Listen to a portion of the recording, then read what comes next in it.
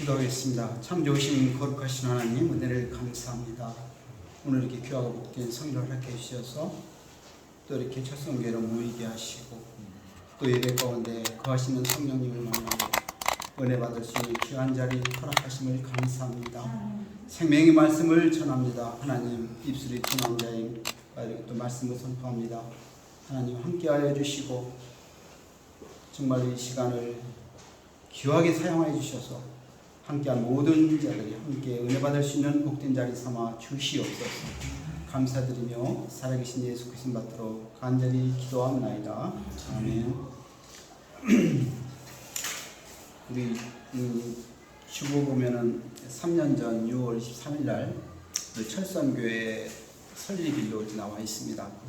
또 오늘이 이제 3주년 되는 날인데 일반 교회에서는 매 주년마다 이렇게 설립 기념일을 또 이렇게 가지고 예배 드리는 특별한 예배를 드리는데 저희들은 뭐 특별히 예배 드리기보다는 이런 하나님께서 주신 은혜를 우리가 생각하면서 그날을 기억하면서 어떻게 하면 참된 제자로서 삶을 살아야 할까 여기에 목적을 두고 우리 제목을 잡고 이 말씀을 나누고자 합니다. 우리는 예수님의 제자입니다. 그래서 예수를 따르는 제자의 삶은 사명의 삶입니다. 물론 제자들 중에서는 제자답지 못한 제자들도 많이 있습니다. 제자다운 제자, 성도다운 성도의 길은 좁은 길을 걸어갑니다. 그 길은 구원의 길이요 생명의 길입니다.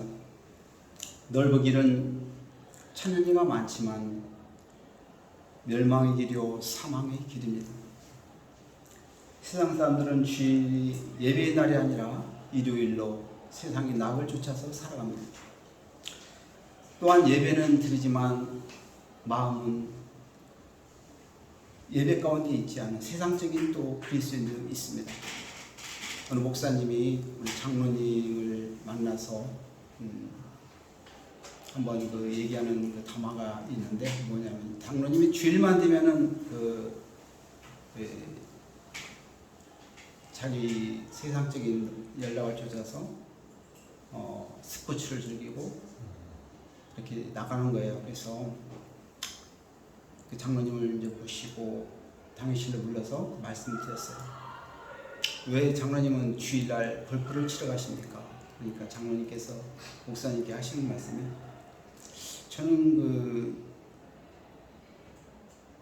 교회에서 예배를 드리면은 자꾸 골프 생각이 나고 그곳에 샷을 멋있게 날리는 이렇게 모습과 또 어떻게 하면 골프를 잘 칠까 하는 그 골프장의 마음이 가기 때문에 은혜가 안 돼서 지금 교회에서 예배를 드리지 못하고 주일날 골프장에 가게 되었습니다. 근데 골프장에 가면은 어딘지 모르게 장로라는 직분도 있고 또 예배에 대한 부담감도 있고 죄책감도 있어서 이 모든 마음이 예배실로 내 마음이 집중이 되는 모습을 볼 수가 있었습니다. 그래서 신실하게 예배를 드리는 모습은 어떻게 보면 보일까 이렇게 생각하다 보니까 결국은 골프장에서 있는 게 더 은혜가 되더라. 그래서 골프장에 갑니다. 이런 말씀을 드렸다고 그래요. 우리가 예배를 드리면서도 신령과 진정으로 예배당에 있다 해서 드려지는 게 아니라 때로는 예배 가운데 나도 모르게 세상적인 생각을 할 때도 있고 또 사탄이 내 마음을 주장해서 예배 가운데 집중하지 못하게 많은 요소들이 존재한다고 볼 수가 있습니다. 예배는 드리지만 마음에 땅 곳에 있는 사람들, 이것을 보통 우리가 세상적인 그리스도인이라고 말을 하고 있습니다. 예수님이 이 땅에 오실 때는 이스라엘의 작은 고을, 가장 작은 고을 베들레헴에서 탄생을 하시고 또한 자라날 때는 선한 것이 없는 그런 나사렛 동네에서 자라나셨습니다. 그리고 공생의 3년 동안은 전반기는 갈릴리에서 또 후반기는 예루살렘에서 이렇게 사역했던 모습을 우리가 볼 수가 있습니다. 거기에서 12제자를 또 세우시고 또 거기에 세운 제자가 큰 또 기적을 이룹니다. 그래서 베드로는 설교하면서 3,000명이나 되는 그런 많은 군중들을 회개하고 또 세례를 주고 제자 삼는 역사를 또 나누게 됩니다. 오순절 마가 요한의 다락방에는 성령이 임하셔서 120명의 성도들이 성령의 불을 받습니다. 우리가 오늘 철성교회 3주년을 맞이해서 우리 철성교회도 이와 같이 성령의 충만함으로 날로 부흥하고 확장하는 그러한 교회가 되기를 소망합니다. 그러면 참된 제자의 삶이란 어떠한 삶인가? 세 가지 제목으로 함께 은혜를 나누고자 합니다. 첫 번째로 신앙 고백이 있는 삶입니다. 역사상 가장 위대한 질문은 예수는 누구인가입니다. 가장 위대한 질문. 그것이 예수는 누구인가? 우리가 예수님이 누구시길래 우리가 이렇게 오늘도 예배드리고 그분을 믿고 이게 가고 있는가, 살아가고 있는가? 한번 오늘 이 시간을 통해서 한번 나누고자 합니다. 본문 27절 하반절에 보면은 예수님은 빌립보 가이사랴에서 여러 마을로 다니시면서 제자들에게 묻습니다. 나를 사람들이 누구라고 하느냐? 그렇게 물었을 때 제자들은 말합니다.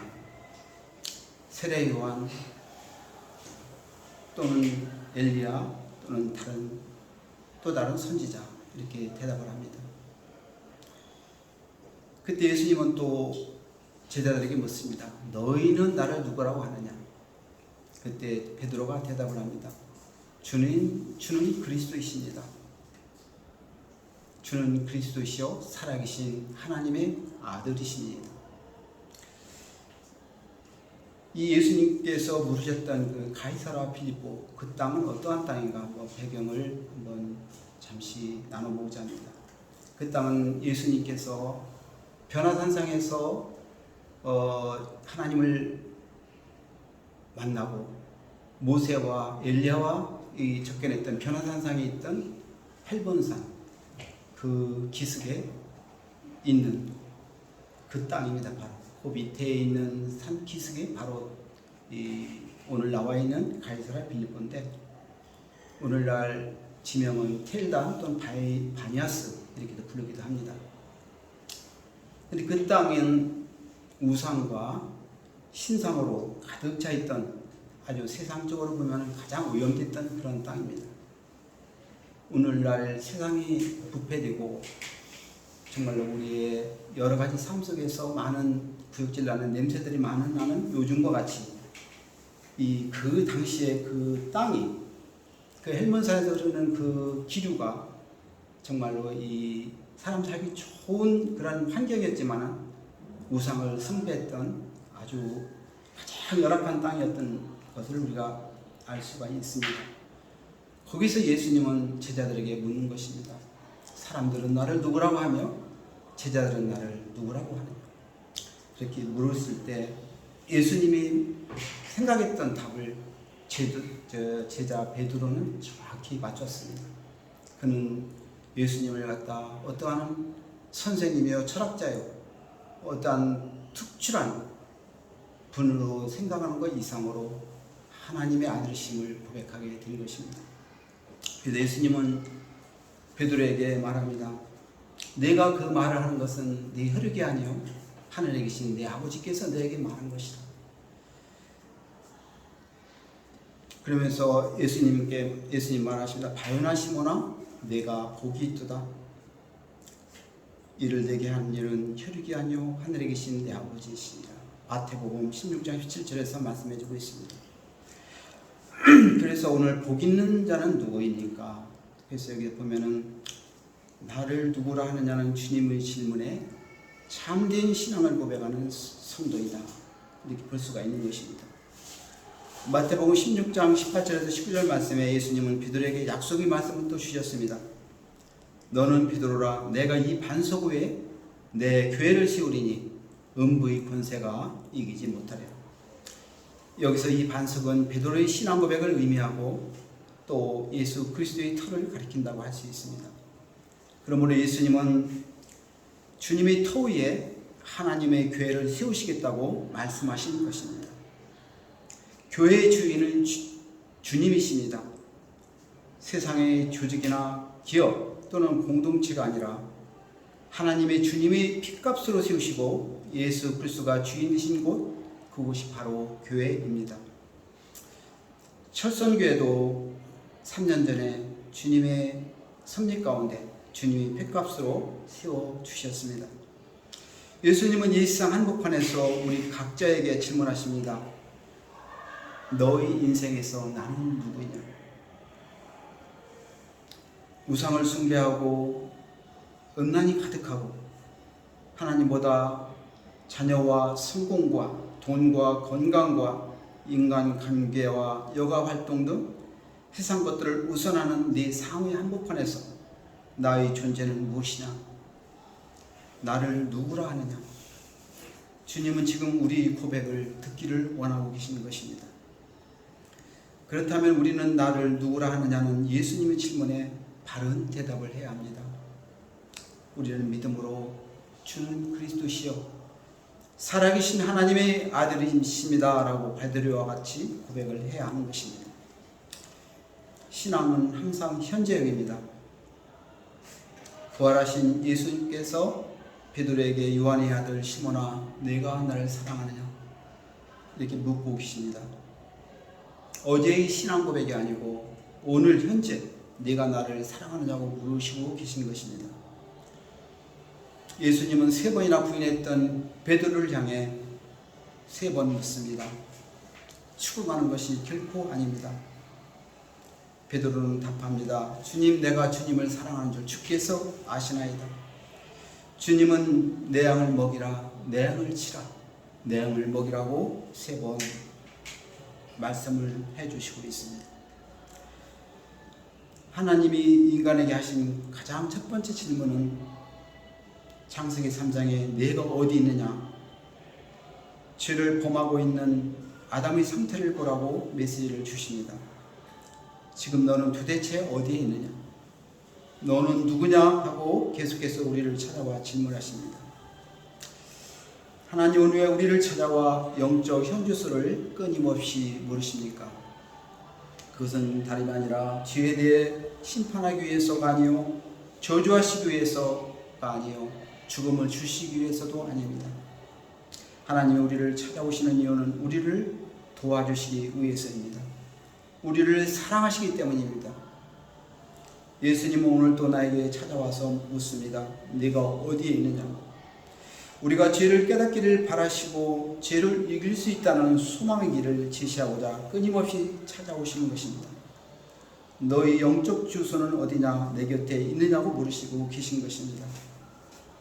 하나님이 세상을 이처럼 사랑하사 독생자를 주셨으니 이는 그를 믿는 자마다 멸망하지 않고 영생을 얻게 하려 하심이라. 요한복음 3장 16절에서 말씀해 주고 있습니다. 우리는 하나님의 약속의 말씀을 믿어야 합니다. 어떤 유혹과 어려움과 두려움이 있어도 하나님의 사랑이 승리를 가져다 줍니다. 그러면 우리가 어디 있어야 하나님의 기쁨이 될 수 있을까요? 먼저 우리는 하나님의 영적으로 교제하는 자리에 있어야 합니다. 예배를 드리고 말씀을 듣고 기도하는 자리입니다. 또한 우리가 있어야 할 자리는 하나님이 맡기신 사명을 감당하는 자리입니다. 우리에게 주어진 사명이 무엇입니까? 하나님이 주시는 능력으로 복음을 온 천하에 전하면서 하나님이 창조하신 세상을 다스리는 것입니다. 첫사랑을 잃어버린 에베소 교회가 아니라 지금 현재의 뜨거운 신앙이 필요로 합니다. 현재 살아있는 참된 신앙의 고백을 갖고 살아갑시다. 둘째로 자기를 부인하는 삶입니다. 이 신앙 고백이 삶으로 연결되어야 합니다. 자기를 부인하는 것은 내가 죽었고 내 안에 그리스도께서 사시는 것입니다. 34절에 누구든지 예수님을 따라오려면 자기를 부인해야 한다고 말씀하십니다. 내 자아, 내 생각, 내 목표, 경험이 아닙니다. 내 자신을 가장 낮은 곳으로 내려놓아야 합니다. 너희 몸은 너희가 하나님께로 받은 바 너희 가운데 계신 성령의 전인 줄을 알지 못하느냐? 너희는 너희 자신의 것이 아니라 값으로 산 것이 되었으니 그런즉 너희 몸으로 하나님께 영광을 돌리라고 고린도전서 6장 19절에서 20절을 말씀해 주고 있습니다. 베드로의 신앙 고백의 바탕 위에 예수님이 많은 고난을 받고 또 장로들과 대제사장들과 서기관들에게 버림받아 죽임을 당하고 사흘 만에 살아날 것이라고 말씀을 비로소 가르치시게 되는데, 이때 예수님의 일어날 일에 대해서 베드로는 항변을 합니다. 그냥 예수님 안 돼요 그게 아니라 꾸짖는 것입니다. 그래서 나의 왕, 나의 주인이시오, 나의 생명이 되신 우리 주님께서 왜 죽으신다는 말입니까? 따지는 것입니다. 예수님은 이런 베드로를 향해서 꾸짖고 계십니다. 사탄아, 내 뒤로 물러가라. 제자들 앞에서 대놓고 공개적으로 분명하게 말씀하십니다. 내가 하나님의 일을 생각하지 않고 사탄의 일을 생각합니다. 그렇습니다. 예수님보다 앞선 것은 모든 것이 사탄적인 것입니다. 예수님은 나의 왕이요 나의 주인이십니다. 예수님 말씀에 순종합니다. 예수님의 뜻이 이루어지기를 원합니다 라고 고백했어야 하는 베드로의 대답이 되었으면 하는 것입니다. 철수한교회가 주님보다 앞서지 않고 주님과 함께 사역하는 교회 되기를 원합니다. 무엇을 하든지 먼저 주님의 생각은 어떨까 하고 엎드려 기도하며 상고해 보시기를 원합니다. 새벽에 기도하며 오늘 이루어질 것이 무엇입니까?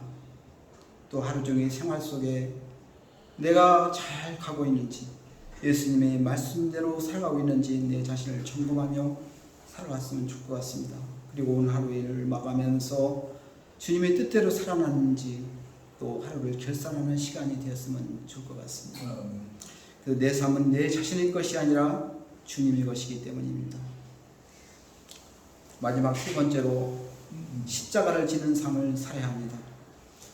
십자가는 때로 우리에게 부담을 줍니다. 힘든 일이고 고난일 수 있습니다. 그러나 십자가를 지는 것은 주님께서 우리에게 주신 축복입니다. 구원과 치유와 기쁨을 줍니다. 내가 십자가를 지지 않는다면 자유로운 삶을 사는 것이 아니라 세상에 더 무거운 짐을 지고 살아가게 됩니다. 내가 구원받고 자유를 얻었다면 내 모든 짐을 벗어버리고 치유와 영적인 교제가 이루어집니다. 수고하고 무거운 짐 있는 자들아 다 내게로 오라. 내가 너희를 쉬게 하리라. 나는 마음이 온유하고 겸손하니 나의 멍에를 메고 내게 배우라. 그리하면 너희 마음에 쉼을 얻으리라. 말씀해 주고 있습니다. 사명의 십자가를 지고 살아가면 예수님이 다 해주십니다. 모든 것을 다 마무리해 주시고 또 하나님의 뜻대로 이루어 주시는 것을 우리가 알 수가 있는 것입니다. 십자가를 지는 삶은 예수님과 복음을 위해 사는 삶입니다. 기뻐하고 칭찬받는 성도가 됩시다. 복음의 일꾼으로 살아가는 것입니다. 기도할 때 하늘문이 열립니다. 능력이 임하십니다. 예수님이 겟세마네 동산에서 땀방울이 핏방울 되도록 기도하시며 나의 뜻이 아니라 아버지의 뜻대로 하시옵소서 하고 기도의 십자가를 지셨습니다. 우리도 기도의 십자가, 사명의 십자가를 지고 살아갑시다. 우리의 힘으로는 안 됩니다. 하나님의 은혜와 성령이 임하셔야 합니다.